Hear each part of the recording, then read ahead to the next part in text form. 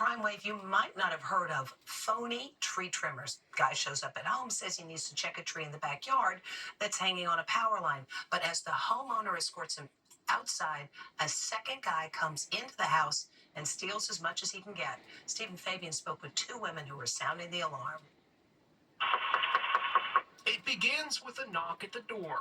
Yeah, I just need to see this gate open here. This guy, claiming to be a tree trimmer, tells 79-year-old Lolly McElwain that some trees in her backyard outside Houston could be causing problems with wires. There's a limb that's getting ready to fall on the wire in the alley.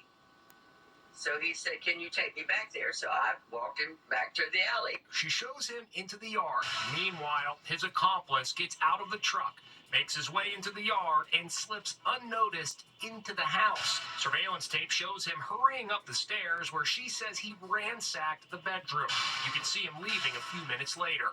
I don't think I ever realized it was a scam until I saw the guy running out the front door. And it wasn't until I went upstairs and saw my stuff gone. That's when I realized I'd been had. He did get my diamond watch. 2 miles away, a similar scam happened to former investigative TV reporter Kelly Raybont. Her nanny responded to a knock at her door. The guy said that he was here to trim trees on behalf of a neighbor. So he was escorted to the backyard, where he did what he could to deliberately distract Kelly and her nanny.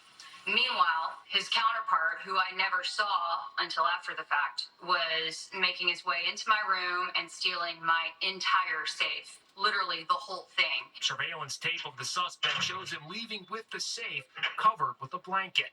All in all, it was over $100,000 in between cash and fine jewelry, mementos from my grandmother. Authorities say phony tree trimmers are operating across the USA. They say it's an organized gang that leaves a trail of break-ins in their wake.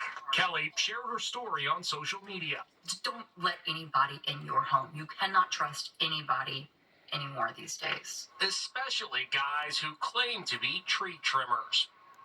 Just last month, a man in Colorado was sentenced to 8 years in prison for his role in a tree trimming scam. The value